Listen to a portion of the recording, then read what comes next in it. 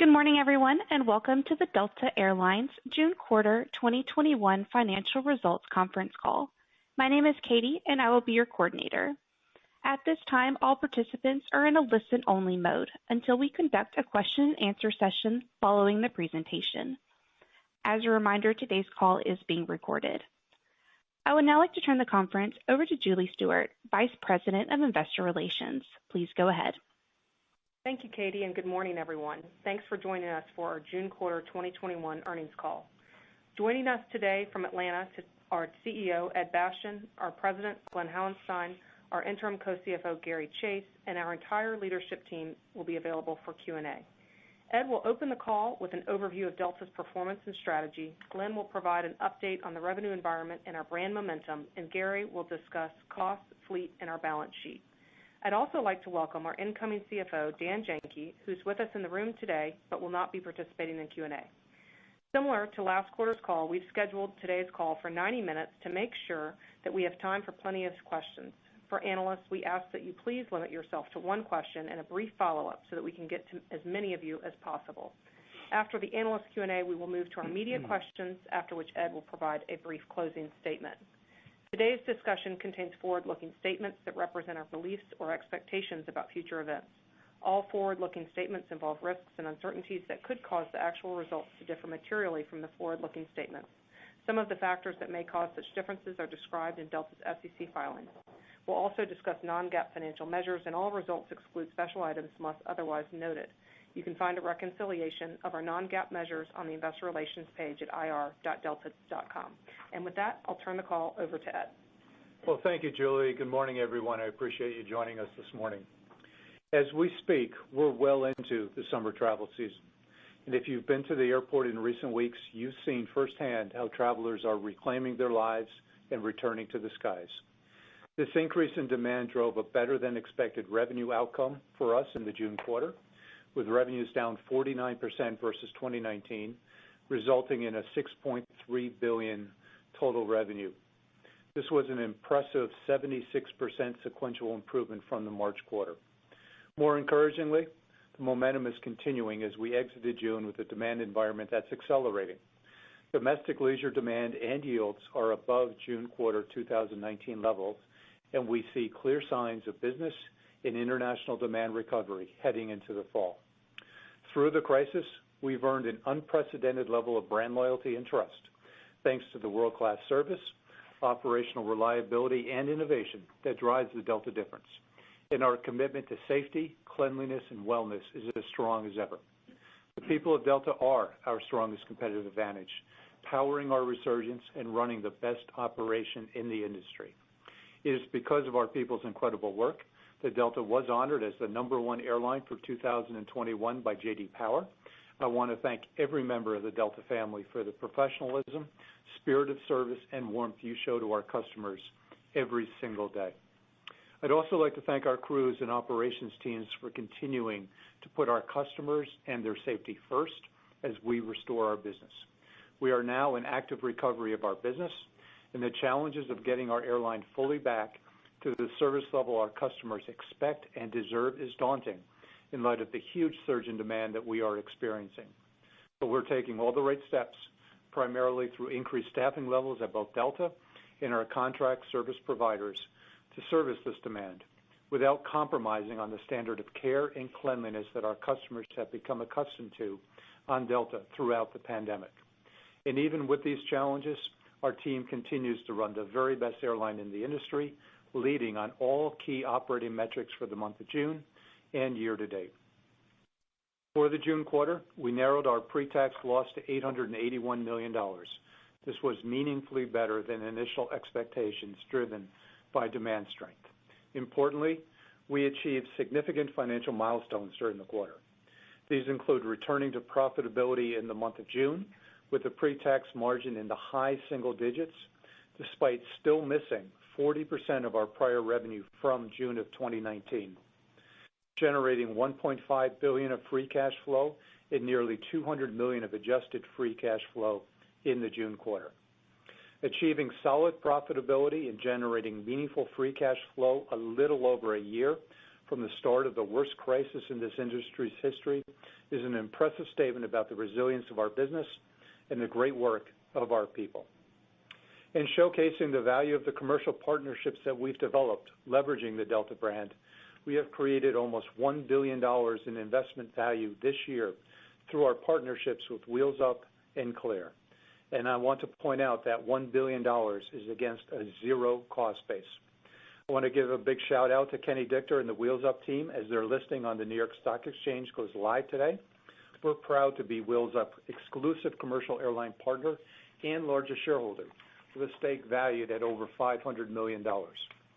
Also, congratulations to Karen Simon Becker and the Clear team on their successful IPO. Our investment in Clear is worth approximately $340 million. And finally, I want to congratulate Sir Richard Branson and our team at Virgin Galactic for making history last weekend and completing their first fully crewed space flight. It was exciting to watch Richard break new barriers once again, this time commercial space travel. I take the time to mention these relationships because of the much larger ecosystem that Delta operates and attracts. And these opportunities to create value will continue to be nurtured as we extend our brand beyond traditional airline boundaries. With June profitability in the books, we're now in the restoration phase of recovery and focused on harnessing the power of our differentiated brand and our resilient competitive advantages to drive sustainable profitability in the second half of 2021 and enable long-term value creation. Specifically, for the September quarter, we expect a mid-single-digit pre-tax margin as demand continues to improve with the return of corporate travel and gradual reopening of international markets. We are starting to see signs of a resurgence of business and international travel, both of which are supporting the next leg of the revenue recovery. And we're well positioned to take advantage of both, with leading domestic corporate share and a strong global network. Around the country, more and more offices are opening, and people are reconnecting to their businesses and to each other. With 72% of our employees vaccinated, we officially reopened our own offices last month in June. And as I interact with other CEOs, I'm encouraged to hear about their own plans to accelerate their return to office. That sentiment is coming through loud and clear in our most recent corporate survey, with almost 95% of our accounts indicating they'll be returning to their offices by the end of this year. Domestic corporate volume grew from 20% base in March of this year, the March month that is, to 40% recovered in the June month, and we expect it to be close to 60% recovered by September, based largely on these reopenings. I'm also encouraged by the strength that we're seeing in international. While we know international demand recovery will be very choppy and uneven, we're seeing strong bookings to Europe when countries open their borders. From our experience in the U.S., we're seeing the impact that widespread vaccinations have on reopening the economy. We know the same will be true for the rest of the world over time, but are mindful of the risks that new variants pose to the pace of recovery, and our team will stay very disciplined in restoring international capacity. As the recovery builds steam, we are making the required investments, including hiring frontline and reservations employees, in investing ahead of the full recovery of the airline in places like maintenance and training. This will allow us to continue to provide industry-leading service levels and prepare the airline for success in a stronger than previously expected demand environment. These investments are key to the execution of our strategy to win, which is defined by providing best-in-class service to our customers and leveraging the brand while creating a simpler, more efficient airline. The power of our brand has come through the crisis stronger than ever, and we're seeing evidence of this across the business. The resilience of our American Express co-brand credit card program is a great testament to the increasing brand affinity that we have. Card spend on the Delta American Express portfolio in the month of June was 115% recovered to 2019 levels for the same month, despite travel purchases still being off by 25% in that same period.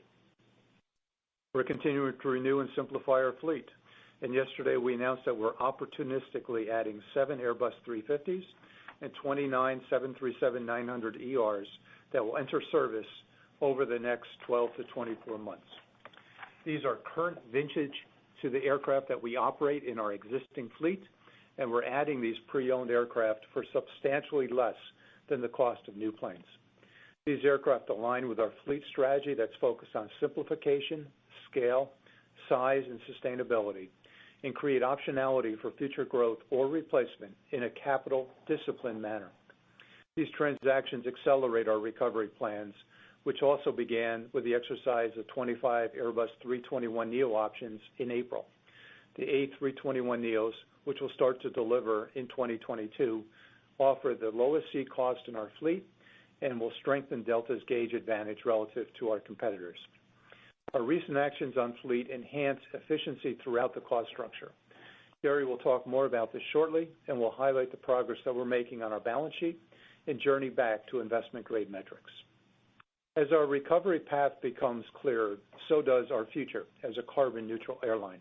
In 2020, we committed to our airline's carbon neutrality, and we're taking actions today that are critical to our future. This includes the reduction in emissions that we're achieving with our fleet renewal, investments in sustainable aviation fuel together with many corporate partners, and the evaluation of long-term investments in carbon reduction and removal technologies. During the quarter, we released our inaugural 2020 ESG report, which expands on the corporate responsibility reports that we have issued in the past. You'll be able to hear more about our ESG commitments as well, importantly, as our multi-year financial targets and vision moving forward at Delta's Capital Markets Day, which we will be holding in person in New York on December the 16th. This event will give everyone an opportunity to hear from our management team, which over the past year we've strengthened by bringing in outside perspectives and promoting our deep bench. That includes Allison Osmond, who during the quarter, pleased to announce, was named our Executive Vice President and Chief Customer Experience Officer. In addition, John Lauder, who I'm also pleased we announced as our new Executive President and Chief of Operations. Allison and John are Delta veterans who bring deep experience and unmatched expertise to their roles. In addition, our incoming CFO, Dan Janke, brings extensive business and financial skills to his role, as well as a broad global perspective and operational experience that will serve us well in the recovery and beyond. Dan's background makes him the ideal leader to advance our efforts to restore Delta to our pre-pandemic financial position. You'll hear from him briefly before Gary delivers the financial update.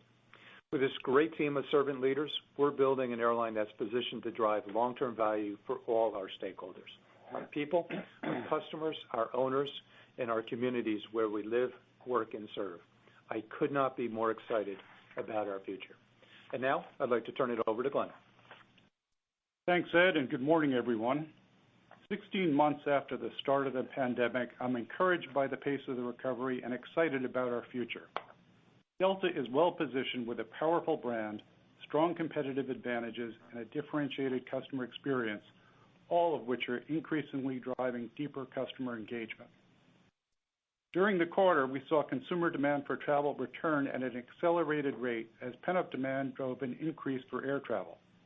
As customers return to the skies, Delta is their airline of choice given our industry-leading service that's provided by the best employees in the industry. This resulted in a more than $2.7 billion improvement in revenue from the March quarter. Compared to 2019, revenues were 49% lower, beating our initial guide on 39% less sellable capacity. Bookings in domestic and short-haul Latin leisure markets recovered to nearly 90% of 2019 levels, and during the quarter we began experiencing strength in demand to select European countries as they reopened. Domestic business travel is on an improving trajectory with corporate volumes 40% recovered in the month of June, doubling from the 20% recovery rate in March.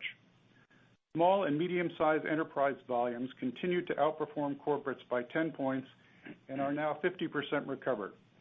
I'll talk more about the encouraging trends we see in corporate in a few minutes.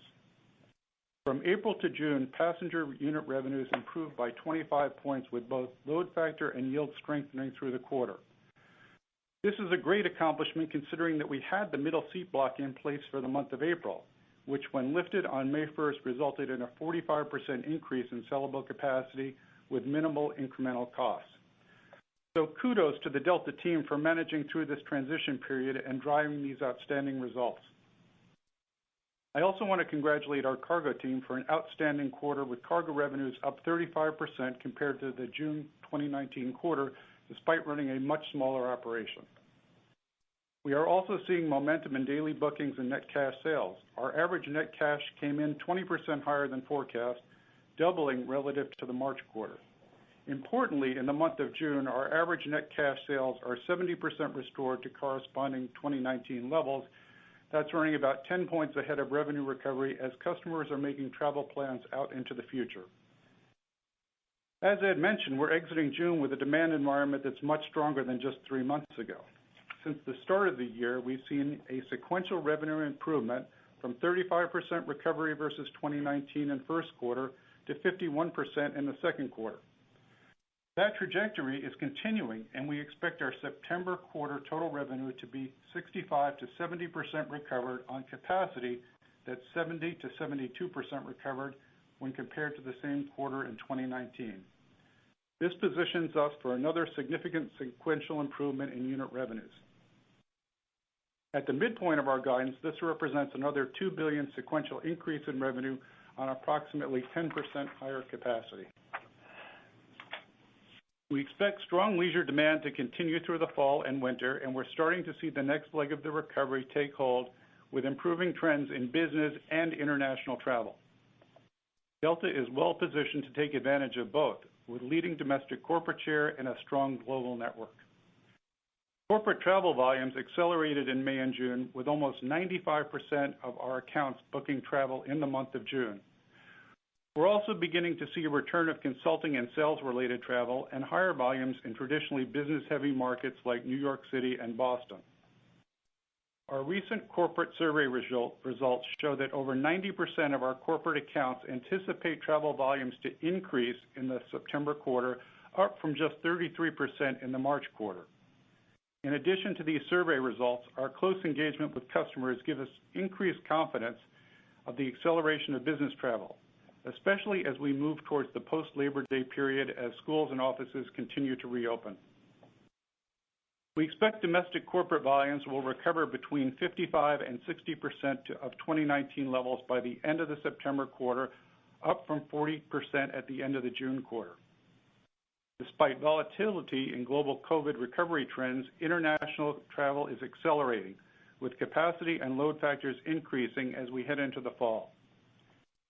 When we spoke last quarter, only 2 European countries had reopened for U.S. citizens. Today, more than 15 European countries are open, and we're seeing strong bookings follow as border closings lift. We are also hopeful that 212(f) restrictions prohibiting inbound travel to the U.S. will be significantly reduced in the September quarter. The recovery in short-haul Latin exceeded 2019 levels, but in long-haul Latin, demand remains muted as many countries are still closed. Pacific demand remains low and will likely be the last region to recover. Delta has a strong platform internationally due to the structural changes in the landscape, but more importantly because of elements unique to Delta. First, we will have the #1 joint ventures in each entity, and our international partners will emerge from their restructuring efforts more competitive than before. We look forward to continuing our valuable strategic relationships with all of our global partners as they navigate through the COVID-19 crisis and as they position themselves to emerge from their restructuring processes. We are confident these strategic relationships will accelerate our international recovery in the years to come. Second, our hubs are powerful, offering extensive and efficient global coverage. The strengths of our global hubs resemble those of our core domestic hubs, namely strong presence and local share and the ability to connect traffic efficiently. Third, our wide-body fleet renewal will be instrumental in our recovery and path to higher margins. Adding the 7 A350s announced yesterday builds on our long-term fleet plan efforts. Our wide-body fleet renewal program improves our product offering, enhances our cargo capability, reduces our unit costs, and is more efficient, fuel efficient, contributing to a more sustainable future. As we rebuild the airline, we're optimizing the network for the return of business and international travel, and are building on the strengths of our core and coastal hubs where we've been able to improve our local share by 3 points from pre-pandemic levels. We also continue to put the customer at the center of everything we do, creating an enhanced premium experience. This is successfully decommoditizing air travel on Delta, providing customers with the products and flexibility that they value most. Premium products are demonstrating resilience where demand is strongest, with domestic and short-haul Latin premium revenues outpacing main cabin by 5 to 10 points. We believe this will be reflected at the system level as premium revenue in other entities improves with the return of business and international travel at scale. We're also seeing increases in customer engagement and brand momentum. This is evident in SkyMiles acquisitions, which set an all-time record in the month of June, outpacing the prior record achieved in July of 2019. These acquisitions allow us to bring new customers into the Delta ecosystem. Engagement is also coming through the performance of our co-brand credit card program, as customers are increasingly seeing the value proposition and continue to aspire for travel, status, and premium experience. For the quarter, co-brand spend was 110% recovered to 2019 levels, driven by improving T&E spend, indicating customers' desire to explore the world and reconnect with friends and family. We exited the quarter with co-brand spend around 115% recovered for the month of June. New co-brand account acquisitions improved more than 75% sequentially and were around 90% recovered to 2019 levels for the quarter. In addition, we're seeing more customers moving into premium co-branded cards given the value proposition for those products. The improving trajectory resulted in cash remuneration from American Express in the month of June exceeding 2019 levels. We expect remuneration will continue to remain at or above 2019 levels into the second half, with significant growth opportunities in the years ahead. In closing, the foundational building blocks for our long-term success are in place. With the industry's best domestic and global network, renewed and efficient fleet, a decommoditized product, and a highly valued brand, and the industry's best employees, we continue to extend our commercial and financial lead. Combining that with our efficient cost structure puts us on a path to improve on our pre-pandemic margins and generate sustainable free cash flows, allowing us to reinvest in the business and restore our balance sheet strength. Delta's future is incredibly bright. And with that, I'd like to take this opportunity to welcome our incoming CFO to Delta. Dan, I'm looking forward to working with you, and now I'll turn the call over to you for a few minutes. Thank you, Ed and Glenn, for the warm welcome.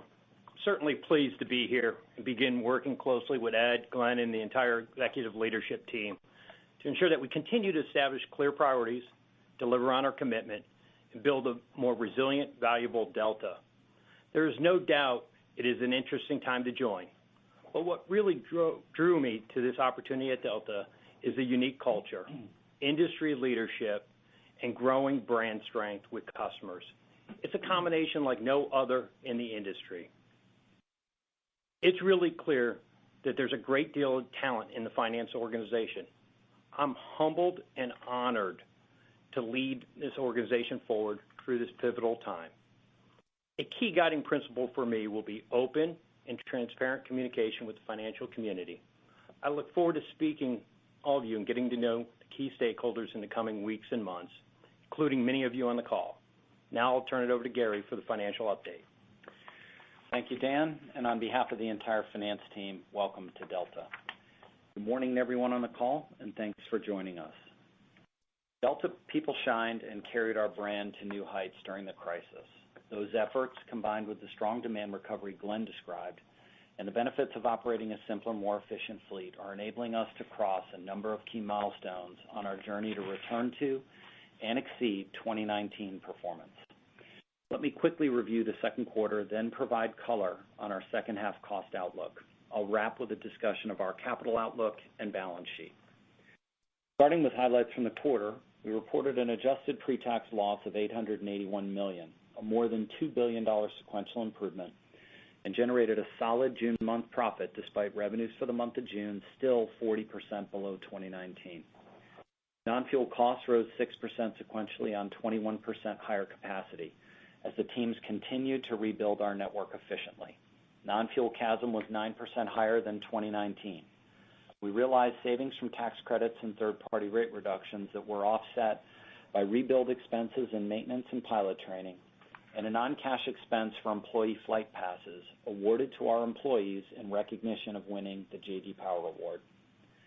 Adjusted fuel price per gallon of $2.12 was 11% higher than the first quarter, including a 23-cent per gallon impact from refinery losses. We realized a 7.1% fuel efficiency gain versus the June quarter of 2019, with the majority driven by fleet renewal. Demand momentum fueled cash sales across the booking curve, driving $1.5 billion of growth in our air traffic liability to nearly $7 billion, now $300 million higher than the same period in 2019. With the strength we see in the demand environment, we expect our air traffic liability to remain above 2019 levels into next year. Daily cash generation was substantially positive for the full quarter. More importantly, we generated nearly $200 million of free cash flow, excluding our $1.5 billion pension contribution and $2.5 billion in TSP grant proceeds. We are transitioning now away from daily metrics to focus on regular free cash flow, the best measure of value creation as we turn the corner on profitability and look to restore our financial strength. As we head into the second half, we're excited to shift our focus to returning to profitability, generating cash, and restoring and exceeding our pre-COVID results and financial position. With continued recovery and limited cost growth, we expect to be profitable in both the September and December quarters at current fuel prices. Regarding the cost outlook, I'm very happy with the team's performance in the first half as we continue to rebuild the network efficiently. We remain on a path to achieve non-fuel CASM below 2019 levels by the fourth quarter, though the strength of demand recovery is creating some welcome cost pressure in the form of higher rebuild and selling-related expense. We have also experienced inflationary pressure from vendors, and our operating teams have accelerated hiring of frontline employees to ensure we maintain excellence in operations and service levels as we rescale. Despite these pressures, we will see continued leverage in key areas. For example, we expect an approximate 8% headcount growth through the end of the year on a nearly 15% increase in ASM production. We'll see our fleet utilization rise from 2Q levels approximately 15% below 2019 to approximately 5% in the fourth quarter. Our airports will also see better utilization, particularly our coastal hubs, as they move from 70% to more than 90% restored. As we accelerate maintenance and training to meet higher potential capacity in 22, rebuild expenses are stepping up in both the third and fourth quarters to a 5 to 6 point cost headwind versus 3 to 4 points in the first half. September quarter will see non-fuel costs grow sequentially at roughly the same rate as capacity due to the higher rebuild and revenue-related expenses I mentioned. With these factors, September quarter non-fuel CASM is expected to be 11 to 14% higher than 2019. We expect to close the gap to 2019 non-fuel CASM in the fourth quarter through continued volume leverage as capacity remains essentially flat from the third to fourth quarters instead of the more normal seasonal decline of approximately 15%. Adjusted fuel price per gallon for the third quarter is expected at $2.05 to $2.15. Fuel efficiency for the quarter is expected to remain better than the September quarter 19 period by approximately 5%. On the capital outlook, we now expect gross CapEx of approximately $3.2 billion in 21, up from our original guidance of $2.5 billion, driven by our aircraft announcements. Hats off to our fleet and technical supply chain teams for landing these compelling opportunities that meet three key criteria. These transactions are opportunistic and take advantage of attractive economics in the used market. These aircraft types are currently active in our fleet and entirely consistent with our fleet simplification strategy. In addition, these aircraft, along with the 321neo options we exercised in April, will support the potential for up to 7 points of additional capacity restoration at compelling marginal economics by 2023. We have a lot of additional optionality in our fleet plan to flex capacity up or down at low cost depending on the shape of the recovery. Our 717 and 767 fleets are our largest levers. We're still flying these fleets at scale today and could retire additional units or reactivate parked aircraft to meet higher demand scenarios. Let me now move to the balance sheet. With improving financial performance and a strong liquidity position, we're using cash to reduce leverage and non-operating expense while rebuilding unencumbered assets and managing our debt maturity profile. During the quarter, we prepaid $450 million in aircraft-related debt, in addition to normal amortization of $875 million, and contributed $1.5 billion to the pension plans. Additionally, we paid cash for all but 3 aircraft deliveries. Since October, our debt reduction initiatives have totaled $11 billion and freed up $6 billion in collateral. With the additional funding this quarter, we do not foresee the need to make any material pension contributions in the future. By year end, we expect the plans to be fully funded on a Pension Protection Act basis and 90% funded on a GAAP basis. With this level of funding and the plans frozen to new participants, we are now reducing the investment risk of the portfolio to protect our funded status. The great work of our pension and treasury teams over the last decade in funding this obligation frees up roughly $1 billion in annual free cash flow that can be used in the future to further delever or otherwise create value. Adjusted net debt is expected to be approximately $19 billion at the end of the September quarter, modestly increasing from where we ended June as we pay cash for aircraft deliveries. As we turn the corner on profitability and look to the future, we're excited to shift our focus to restoring our business and delivering long-term value for our owners. Restoring our financial foundation remains a top priority as we position for the future, and we look forward to sharing more of our long-term vision with you in December. Let me conclude by congratulating the 75,000 people who make the Delta difference a reality every day. These excellent results are your scorecard and a reflection of all you do to delight our customers. With that, I'll turn the call back over to Julie to begin the Q&A. Katie, can you please remind the analysts how to queue up for questions? Thank you. If you would like to ask a question, please signal by pressing star 1 on your telephone keypad. If you're using a speakerphone, please make sure your mute function is turned off to allow your signal to reach our equipment. Again, please press star 1 to ask a question. We'll pause for just a moment to allow everyone the opportunity to signal for questions.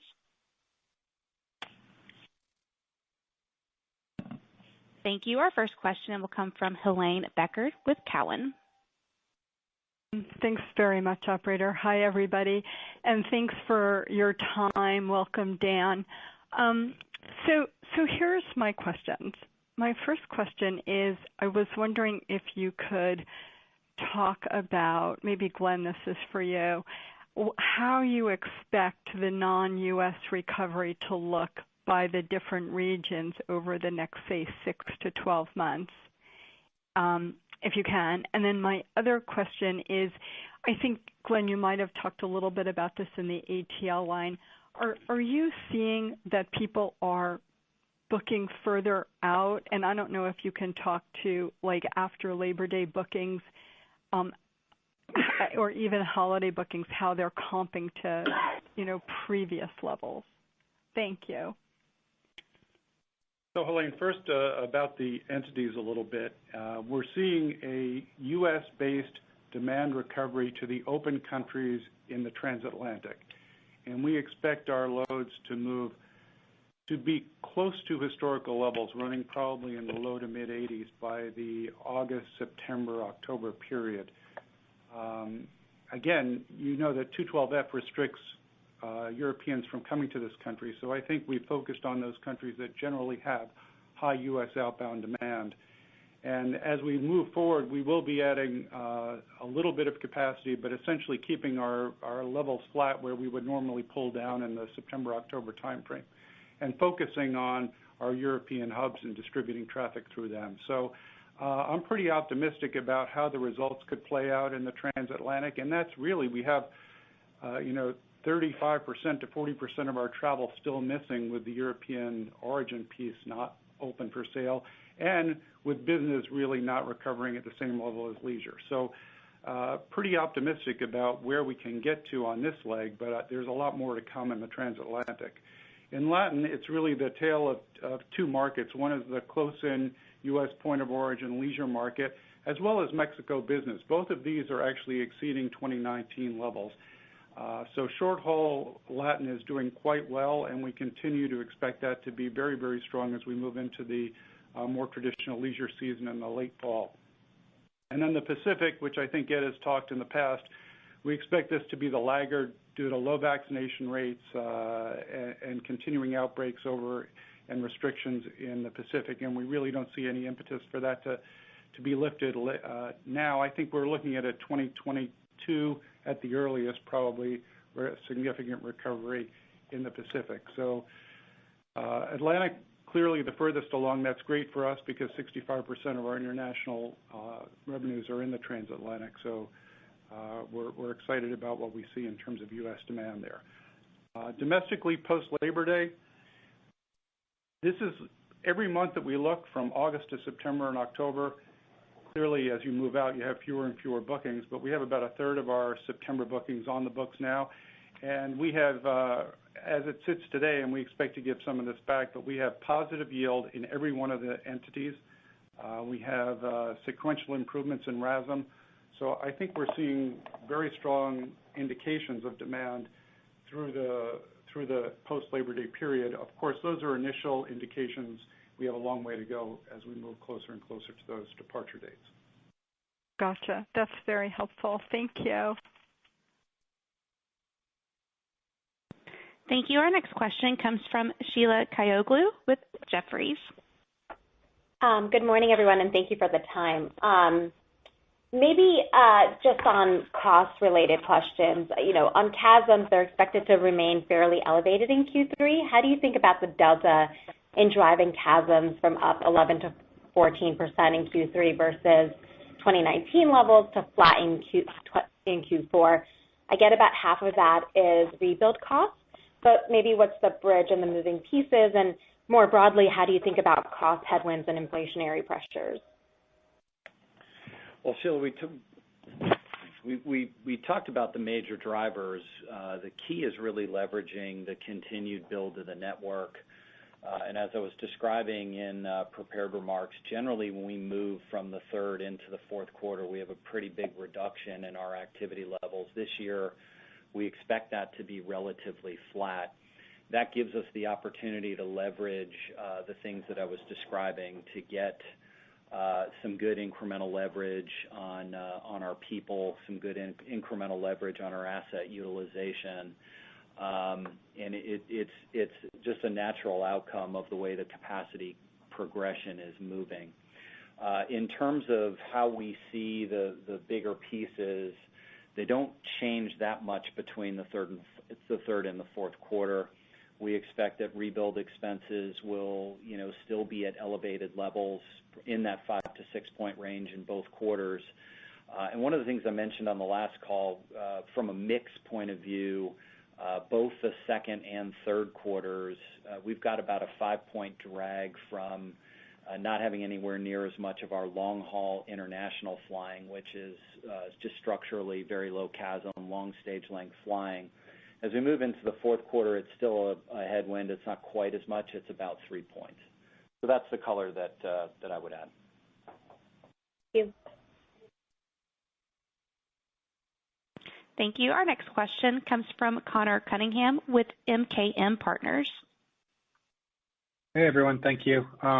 It's great to hear that corporate continues to improve as people return to the office. I do have to ask, like your competitors are now pushing to replicate some of your success that you've had with large corporates.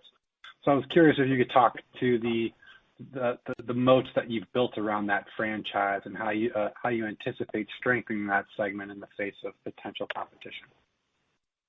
Well, thanks, Connor. It's a very important segment for us, and we have won, as I think you know, Business Travel News Airline of the Year for 10 straight years, and we expect to hopefully win it again this fall as well. Our team does a magnificent job of servicing the accounts, providing the technology, the access, the insights, to make their job at travel on Delta as easy as possible, and that's supplemented by the great product and service that our people put forward every single day. We're the leading operational airline in the industry, so when you marry up the investments we've been making, particularly in the premium product sector, which our corporates are a main consumer of, with the great service our sales and commercial team provide and the product and operational integrity of the business, it's a very, very strong moat. We have gained share over the pandemic, a meaningful amount of share that we have gained, and the one thing that we have seen is when customers come to Delta, they don't leave. And so we're going to continue to expand upon that. Great to hear. Thank you. Thank you. Our next question comes from Hunter Keay with Wolfe Research. Hey, thanks. Good morning. I got two questions for you. The first one is for you, Ed. How do you feel about deleveraging the balance sheet if it hurts your ability to maintain market share? Morning, Hunter. I have to ask you first, so you're sitting on a rocking chair asking that or no? Actually, I am. Okay, well, I'll rock back in my chair as I answer to you. I really am. Yeah, that's good. That's good. Yeah. Deleveraging is important to us. It's something that, first of all, we're the same team that's been here for over the last 15 years. We believe in de-risking our balance sheet and paying down debt, and we also know that we can do that while also driving a premium product and service offering in the markets that we see as being critical to Delta. We were able to do both those things over the last decade, and we'll continue to do that. The level of debt that we took on over the pandemic, candidly, it's a meaningful amount, but it's not an overwhelming amount. It was about $8 billion of net debt that we took on during the pandemic. And when you think about, as Gary mentioned, we're basically done funding our pension plan with no more pension contributions required.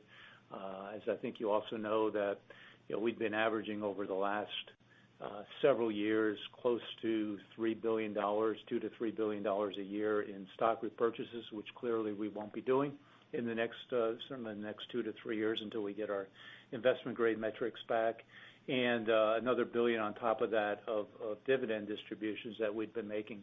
There's a substantial amount of free cash that is available to us as we reclaim investment grade for Delta. And we'll be sharing our longer-term metrics at the Investor Day in December and showing you the path forward. But we can do all this and have plenty of headroom to compete hard and effectively in the marketplace. Okay, that's super helpful. Thank you. And then, Gary, if you would just clarify, I think you said something about 7% capacity. Are you saying that the current plan for 23 system capacity is to be 7% above 2019, but you can take that higher or lower if you need to? Am I interpreting that correctly? No, Hunter, that's not what I was saying. What I was saying is that the fleet actions we've taken give us the potential to add 7 points to our capacity profile by 23. But I was also noting the flexibility that we continue to have with some of the flex fleets to go up or down.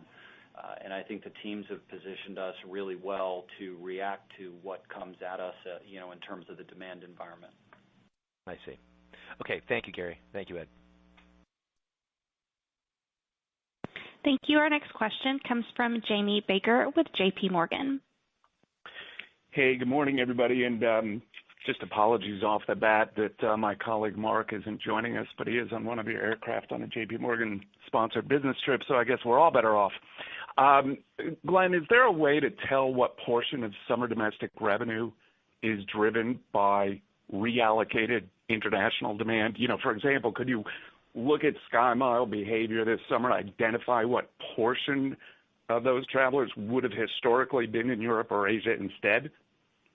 Yeah, I think domestically we see a redistribution towards domestic from long-haul international. That's a natural occurrence. I think people are ready to get out. The exact quantification, I think, would be difficult, but we do see that if those leisure destinations are open, there's significant demand for that, and that includes the transatlantic where it is open. And if you think about running load factors in the mid to high 80s in the shoulder season as we head to the end of the summer here, just on U.S. origin travel, those are some pretty strong demand trends that we're seeing. And so if it is open, people want to get there. Yeah, definitely. Thank you. And, Gary, just to follow up on the ATL, and I haven't historically obsessed about the air traffic liability until we all sort of had to.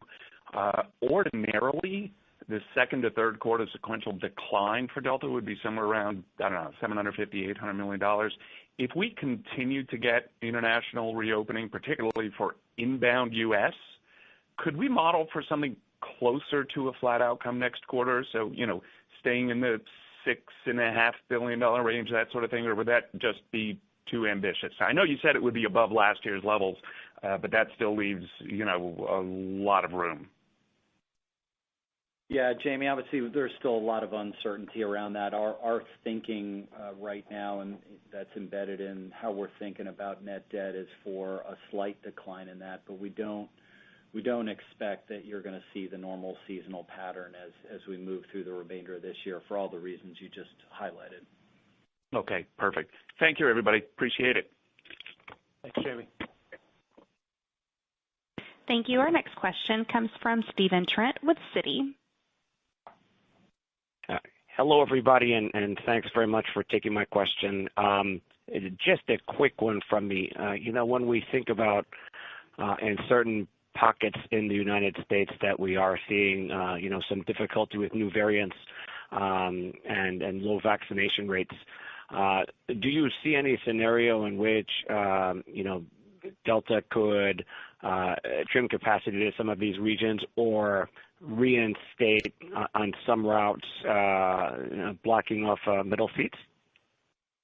Good morning, Steve. I don't. As we've been monitoring our bookings, and clearly we're mindful of the risks around COVID and the new variants and the continued information that the CDC provides us with, we have not seen any reduction or drop in demand looking out over the next 60 to 90 days, which is about as far as our crystal ball can go right now. We know our customers are largely vaccinated. Our people are largely vaccinated. We have over 72% of Delta people are vaccinated, and the vaccines work, and they're giving people the ability to get back to their lives. So no, we're not anticipating any changes at this time. Okay, appreciate that, Ed, and thank you, and looking forward to seeing you guys on December 15th, I believe you said, and thanks again. December 16th. 16th, excuse me. Thank you. You can fly down and see us on the 15th, too, if you want. Thank you. Our next question comes from Miles Walton with UBS. Thanks. Good morning. Ed, I think at the beginning you mentioned commercial partnerships and creating $1 billion of value from Wheels Up and Clear from a zero cost base. I'm curious of your view on the eVTOL market, given the moves by American as well as United on that front, and where that fits in your portfolio of investments and operations over the medium term. Thanks, Miles. As you can appreciate, every one of the proposed manufacturers has been after Delta. We've heard from many of them. We're studying the space, and we will continue to get smart in this space. I think it's at a very, very early stage right now, and I think a lot of the plans that we've seen are a bit premature, candidly, but it's not anything that we are unaware of, and I guarantee every one of those manufacturers would love to have Delta colors on their planes. So hard to predict timing, but we're in the marketplace having lots of conversations. Okay. And then maybe, Gary, just a clarification. The CASM-X questions, I'm just looking in absolute dollars. It looks like sequentially 3Q, you're looking for the same unit cost X, and fourth quarter the same. And the improvement was really just about comps in 2019. Is that right? And then for 2022, how much of these rebuilding costs go away and we get the tailwind of those 6 points? Thanks. Yeah, I'm not sure I would characterize it exactly that way, but it is about having more scale relative to 2019. So, sequentially, I think that what you outlined is roughly accurate, and that is what we expect. As we go into 22, your question was about the sustainability of the rebuild? Yeah, what goes away from what you're doing? Yeah, we definitely expect those to moderate. A lot of that is going to depend, candidly, on how the demand environment develops. What I would say is, what we've articulated is driving to levels below 19. We're not excluding rebuild expenses. This year they happen to be particularly high. As we get into 22, we expect those to be more normal, and it's part of the thought process on what we've got to accomplish. Miles, if I could speak to that for a second. We at Delta, our number one task is to safely get our business stood back up with the service levels that our customers deserve and expect of Delta. And given the huge surge in demand that we've seen over the last 90 days, the entire industry is challenged with that. That's not a unique Delta position. And we're going to do everything we can to get ahead of it. And that includes staffing levels, providing whatever support we need to the service providers, the service contractors, training, maintenance, because we realize that this is about protecting our brand and our long-term customer base rather than trying to manage costs for an individual quarter. We will hit the cost targets that we mentioned to you. One of the things that we learned a lot about Delta over the pandemic is our ability to manage down labor cost is really unique in this industry, and we have a whole lot more, many more tools and flexibility, I think, than we ever really appreciated. And so we shouldn't think about labor, which is a big part of the rebuild cost, as a fixed cost that's not going to stay. So the productivity, the efficiency, the ability to work closely with our people, we'll be in really good shape on the cost front next year, and we'll have protected our customers' experience at the same time in the revenue base, which is the most important. Thanks. Thank you. Our next question comes from Savi Syth with Raymond James. Hey, good morning. Competing on product is kind of good for the consumer and the industry, but one of your competitors plans to grow like first class next year, like room seats by about 10% a year through 2026, and just kind of curious if that level of growth is something we'll see at Delta because it's part of some kind of a structural trend, or if that has any implications to Delta's premium kind of revenue leadership, or how Delta is set up to kind of compete against that. Sure. Well, I'd first like to say we're proud that we started the decommoditization process many years back, and we're well along, and I think we're objectively maybe the furthest along in terms of exploiting that opportunity. There's probably more space out there for other carriers given the appetite we've seen for these products that have been sustained through the pandemic. So I'm not going to articulate on anybody else's plans, but we think that there's continued growth in our fleet evolution as we continue to upgauge the airline over the next several years. Our percentage of seats that are in the premium cabins continues to increase. And we think, given the fact that we are still in the early stages of being able to distribute those products and services to all of our customers through all of our channels, that there is plenty of opportunity for us to continue to grow that space in the next several years. That makes sense. Thanks, Glenn. And maybe a quick follow-up for you, Glenn, as well. Just appreciate the call on the domestic corporate demand recovery. And I know that's around volume. So is that RPK? And curious what that looks in terms of revenue. I'm guessing volumes have to recover first and then revenue comes back, but I'm just wondering if it's similar or if there's a disconnect there. Yeah, those are passengers, and yields on domestic leisure are up. Yields on domestic corporate are down, but we see trajectory in domestic corporate, and we expect that, as you say, to continue as we move forward. Makes sense. Thank you. Thank you. Our next question comes from Mike Linenberg with Deutsche Bank. Yeah. Hey, good morning. I guess two projection-related questions for Glenn. On Amex, over the last year, you sort of had backpedaled on, when you would get to the $7 billion of contribution, obviously because of the pandemic. The fact that, I guess, the month of June or the June quarter, we were 110% and 115% in the month of June. Glenn, can you update us? Are we now not on just track, but maybe at a pace that will get to that Amex bogey prior than the previous forecast? Yeah, well, I think that's something you'll have to come to our December Investor Day to see. I don't think we're ready to disclose the exact date yet, but it suffices to say that we're feeling much better about making up some ground that we lost during the pandemic today than we sat 6 or 9 months ago. Yeah, okay. I would, Mike, this is Ed. If I chime in, I would say that we are thrilled with the relationship with American Express, our team, their team. I was with Steve Squeri last Friday, and I think we have the best performing card in their entire portfolio. Delta, even though we're the highest value that we create, I think we're also the best performing on top of that. So in terms of growth, so it's really been a great relationship, and and that's still without a lot of travel spend that's missing, international and business yet from the card. So we're excited.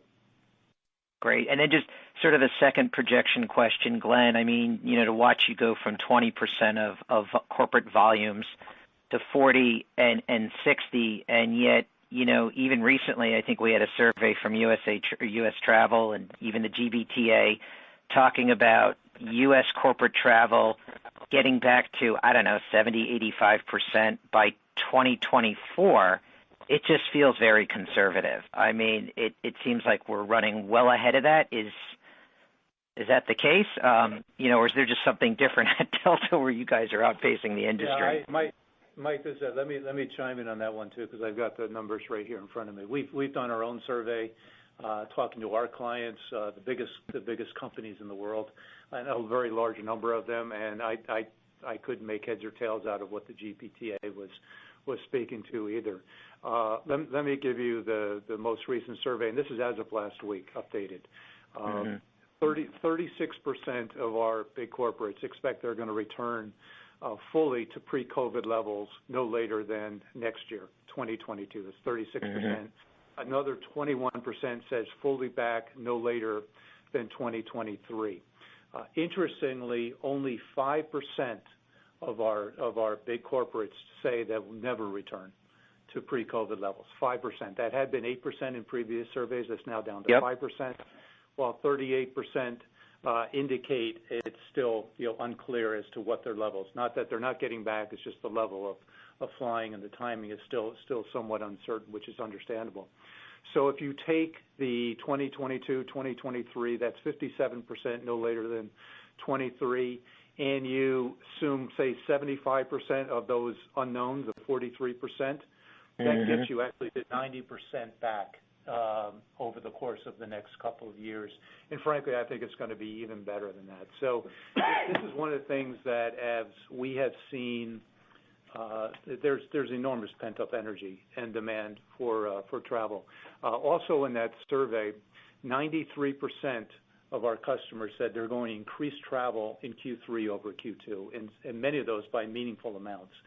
So I think the surge is coming, and just as we've seen it on the consumer side, we're getting ready for it on the business side. And once you open businesses, offices, and you get international markets opened, I think it's going to be a very good run over the next 12 to 24 months. Great insight, gentlemen. Thank you. Thank you. Our next question comes from Duane Pfennigwerth with Evercore ISI. Hey, thanks. Good morning. Ed, you have a good board, in my opinion. Lots of experience driving real value in consumer industries, maybe arguably easier consumer industries. Can you give us some insight into debate at the board level regarding balance sheet improvement as a priority right here and now, versus investment? Are there differing opinions on investment rate versus balance sheet improvement? And I guess longer term, is investing half of your operating cash flow how we should be thinking about 2022 and beyond, or have we kind of moved away from that? Well, thanks, Dwayne. We do have a great board. I agree with that, and there is a lot of good insight that we garner from that board. This is largely the same board that's been with us over the last decade.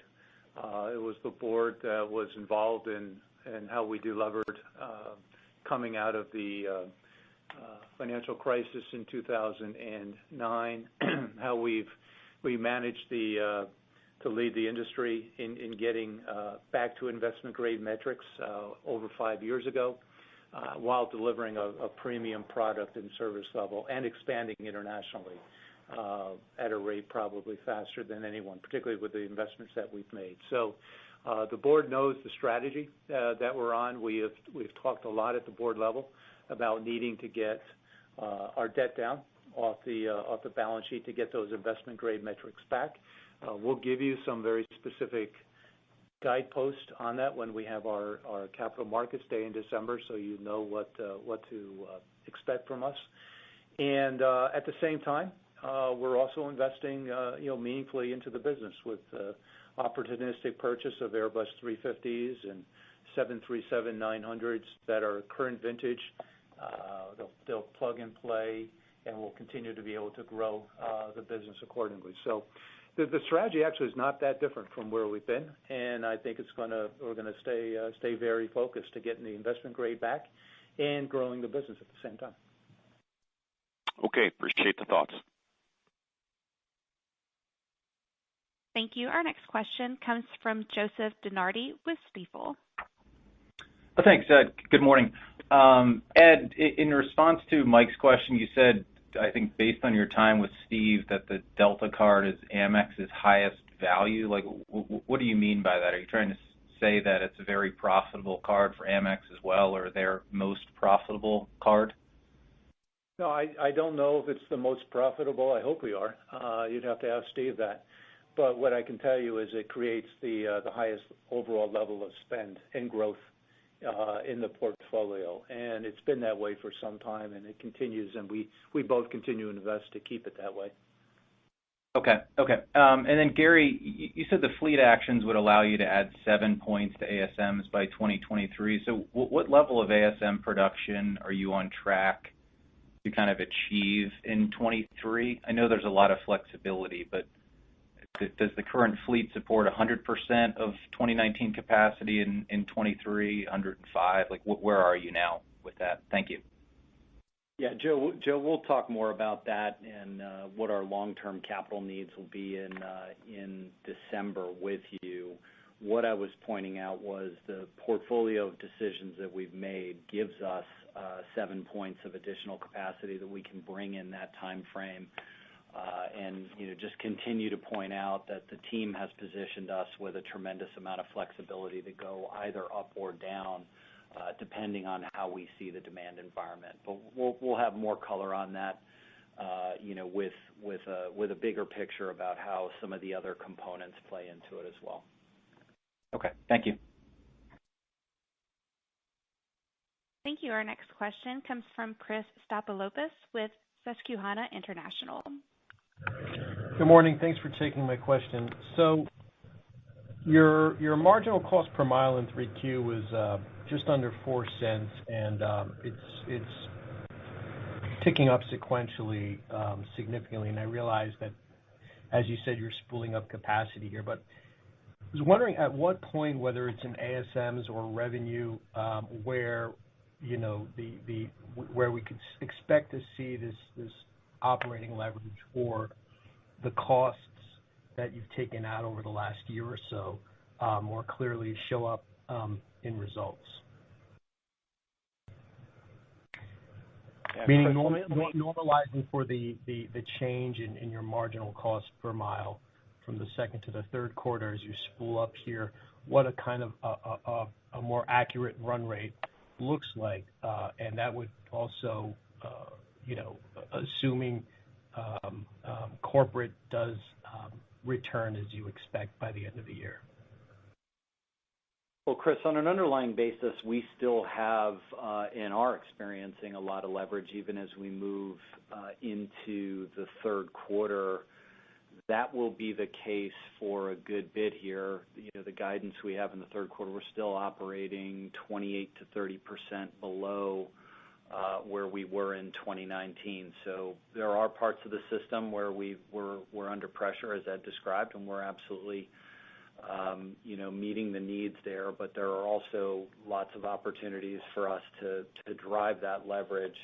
Some of what you're seeing in terms of the moving pieces are, at least I think, unrelated to that. A big cost pressure as we've moved from the second to the third quarter, at least a couple points, is just selling related expense, which we're obviously thrilled to be seeing. And it's just a function of the demand recovery that we're experiencing. Normally, when we're in a typical year, we work very hard to not be maintaining aircraft during the peak summer months for obvious reasons. We want them flying and generating contributions. This year, we've got a maintenance step up as we move from the second to the third quarter. In fact, I think when you look at third quarter maintenance, it'll be comparable to, if not even slightly ahead of where we were in 2019, instead of the down 30-ish% that you've been seeing over the last few quarters. So, it's a year with a lot of unique features in terms of how they play out on the cost side, but the fundamental leverage that we've been describing is there. And now we'll go to our final analyst question. Thank you. Our next question comes from Andrew Diodoro with Bank of America. Great. Good morning, everyone. Just kind of want to go back to costs. Obviously, the labor market is very tight right now, and I think your last base pay increase was in October of 2019. So, Gary, is there anything in your 3Q or 4Q CASM expectations for a wage increase? And I guess, Ed, how are you thinking about the need for one right now? Thanks, Andrew. We don't pre-announce what we're doing on our labor strategy and cost, and obviously our people are working really hard and delivering great value. We're still losing money. We need to get the company stabilized first before we start talking about wage increases. Okay. And then last one for Ed. Not sure if you're going to have any comment on this, but the end of last week, the president issued an executive order, and he just called out slot administration as one of its objectives. What do you think this means, just given your position in a pretty slot-constrained market here in New York? Just love to hear if you have any comments on that. Thanks. I really don't. We'll study. We'll talk to the administration and Department of Transportation and Secretary Buttigieg and many individuals about it. We have a long history of driving great value for customers. It's expensive to drive great value, and we're making the investments to drive great value. There's no question when you think about the level of service, the quality of service, the reliability, the affordability. Everything's moving in the right direction. So we're thrilled to be able to show them the actual results of what we're doing. That will wrap up the analyst portion of our call. I'll now turn it over to Tim Mapes, our Chief Marketing and Communications Officer, to start the media questions. Well, good morning to all the members of the media. Thank you for your time this morning. We're grateful for that. And Katie, if you wouldn't mind reiterating for the members of the media the rules of asking a question with one follow-up, please. Thank you. If you would like to ask a question, please signal by pressing *1 on your telephone keypad. If you're using a speakerphone, please make sure your mute function is turned off to allow your signal to reach our equipment. Again, please press *1 to ask a question. We'll pause for just a moment to allow everyone the opportunity to signal for questions.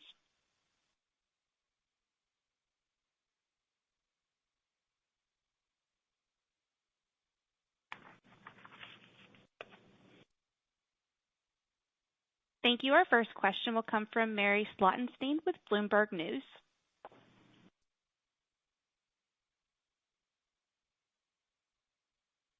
We're planning for the rest of the year. If you can talk about the numbers versus the percentage increase that will be? And then also, if you'll comment on whether you're having any trouble finding enough people to hire. Mary, this is Ed. We missed the first part of your question. Could you repeat that? Yes, I wondered if you could say how many employees you're going to add, the number versus the percentage increase. Over the course of this year, we're in the process of hiring between 4,000 and 5,000. And are you having any trouble finding applicants for those jobs? We are not. The Delta brand is a very strong hiring brand. We're having great success.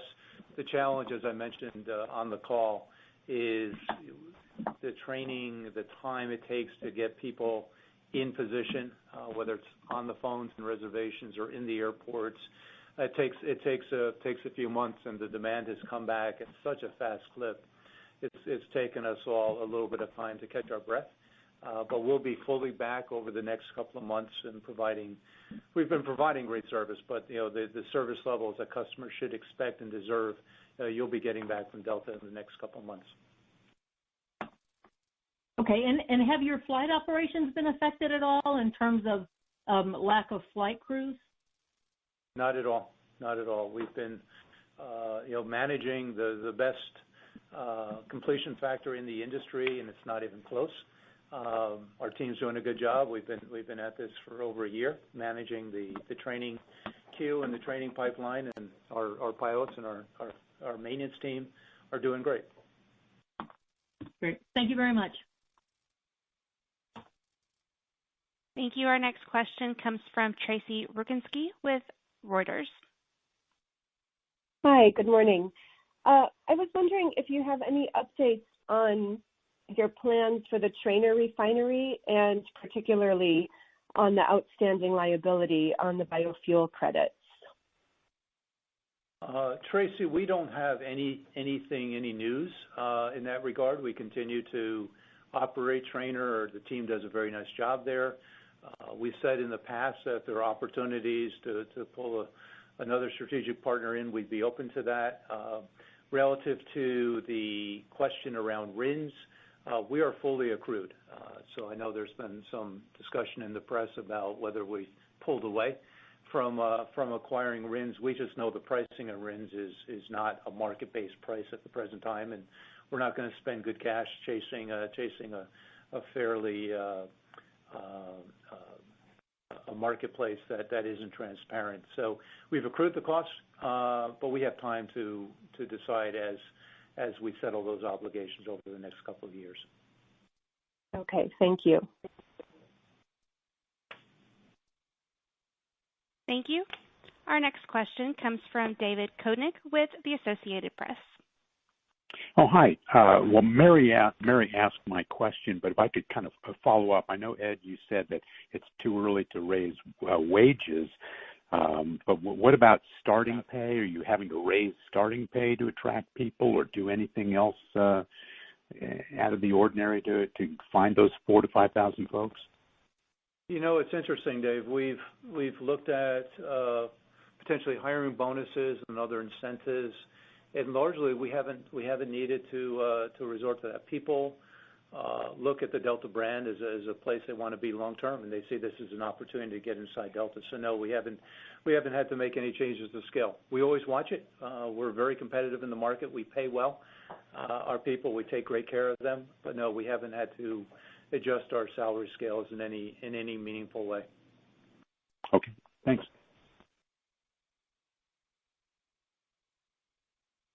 Thank you. Our next question comes from Dawn Gilbertson with USA Today. Hi, good morning. My questions are about the customer service wait times.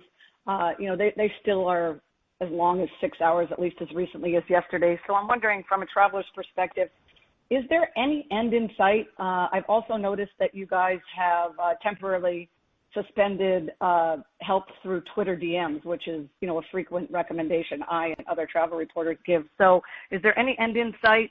And what's your best advice for people to reaching Delta, especially with last-minute travel questions? Thank you. Well, thanks, Dawn. This is Ed. We are hiring a couple thousand people into reservations. We've already hired at least half that number. We've got more to go every single week. More and more people are getting on the phones. We've reached out to many of the people at reservations who have retired, as we had separation packages and voluntary departure packages over the last year. We have a fair number of them that have returned. They're on the phones. We have people working from home. It's not a question of not providing the staffing. We're doing everything we can. The volumes are beyond anything we've ever seen. They're beyond the high point of 2019, and the handling times are substantially longer as people have more questions, as travel has changed, as they're the first time back. So we're incredibly sensitive to it. The number you mentioned is not the average number at all. Yes, there are rare occurrences of that. We have the callback features in place. We manage every one of the queues, whether it's the general SkyMiles queues, the premium queues, the non-member queues, and we're all, at the longest, the average we're seeing is in the 1 hour time frame. But which is by the way way too long, and by September we expect to get that back down to normal levels. Could somebody comment or get back to me on the Twitter DM, because you guys appear to be the only one of the major airlines that's temporarily not responding via DM. Yeah, I'm not sure about that. We'll get back to you. Thank you. And by the way, people email me every day, every hour, and that's a good way. If somebody needs help, just send me a note. I'll take care of it. Thank you. Our next question comes from Leslie Joseph with CNBC. Hi, good morning. Thanks for taking my question. For the employees that are coming in now that you're hiring, are they on average at lower wages than some of the people that left because a lot of senior people took retirement? And then also for the 28% of employees that are not vaccinated, are there certain work groups that that's concentrated in? And are you doing anything to increase vaccination rates across the company? Your first question, Leslie, yes, the starting rates of people joining the company are clearly lower than the rates that people retired at as they left the company after 25, 30, 40 years of service. So we are getting a juniority benefit in the scale. We're giving a lot of people, particularly our young managers are having opportunities to take on more responsibility and grow in their careers, and that's all very, very healthy. Your question around vaccinations, the 28%, could you repeat that? What are you doing to increase that vaccination rate across the company? And do you see that it's concentrated in any one work group or geography? Curious if that's to access or information. Well, listen, 72%, candidly, we're proud of it. It beats any national average by a meaningful amount. We do have pockets within the company in certain regions and certain demographics that are below 72%, and we are doing everything we can to continue to encourage and incent. We provided $1 million last month in total awards to vaccinated employees through drawings. We had 40 different drawings of $25,000 apiece. I think we have one more drawing today that we have of anyone that's just been newly vaccinated within the last month to win $25,000. We've given away free travel to employees through drawings that can get vaccinated, and we continue to describe the risks to individuals if they're not vaccinated from the variant. So I don't know a company that's doing more to get its team vaccinated than Delta. Thank you. Thank you. Our next question comes from Allison Sider with Wall Street Journal. Hi, thanks so much. Just curious what you are hearing about the mask mandate on planes, if you think it will be lifted in September, and I guess how you feel about that, if you are hoping it will be lifted earlier or if you'd like to see it extended. Hi, Allie. I don't know what's going to happen. It's up to the FAA. It's not really up to the airlines to make that decision. We'll be in conversations clearly with the FAA. I think it's important that medical experts make those decisions, not airline professionals, as we've learned through the pandemic. They're the ones that have all the insight and the information in keeping people safe. I can appreciate people not wanting to wear the mask I don't like wearing the mask when I'm on board either, but it's something that we need to do to keep each other safe. And I think of your question about what's going to happen in September, it really depends on where we are in the recovery phase.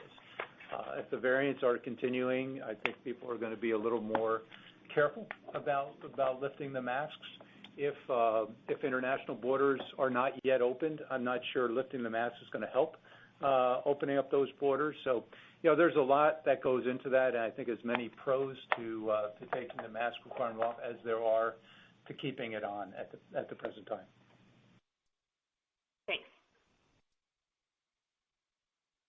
Thank you. Our next question comes from Madhu Unirishnan with Skift Airline Weekly. Hi, good morning. Thanks for taking my call, or my question. I had a question about the federal payroll support and whether, based on the arguments Delta management made last year, if you still believe that the support was facilitated faster recovery and protected jobs. And the second part of my question is what happens after October 1st and whether and what the burning off of the expiration of support will mean for Delta's earnings. Well, I think it's without debate that the federal support was critical to keeping our industry afloat, keeping our employees employed, and being in position for the recovery. As we've talked on this call, one of the biggest challenges we're having now is getting everything fully stood up, even though we've kept all our employees. So you can imagine if we had to actually let many people go and abandon those individuals, the challenges we'd be facing in our country of getting travel moving again. So I think it's been an incredible success. I think one can debate the length of the PSP2 and PSP3. I see no interest in going beyond what we have at the present time with PSP3, and we expect to be profitable in Q3 and beyond without any PSP support. Yes. Thank you. Katie, we have time for one final question, please. Thank you. Our final question comes from David Slotnick with TPG. Hi, good morning. Thanks for taking my question. I'm wondering if you could talk a little bit about what you've seen in the last few weeks with unruly passengers. Has there been any upward or downward trending in incidents of that? And do you have any thoughts on just what's been causing a sort of surge this spring and early summer? David, we haven't seen any meaningful shifts. It's been something we've been dealing with over the course of the pandemic. I know some people want to relate it to having to wear masks. I'm sure that's a piece of it. I don't know that's the main piece. I think the bigger challenge is that we've got a lot of individuals that have been impacted. Excuse me. Their emotional well-being have been impacted during the pandemic.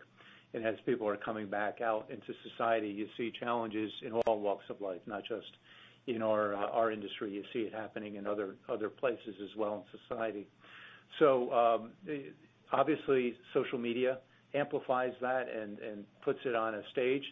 That's not our experience. It's not our normal experience by any means. They're rare. Our crews are trained and they're incredibly professional in managing the conditions when we have someone who doesn't want to follow instructions of the crew. And unfortunately, it's something we've become good at.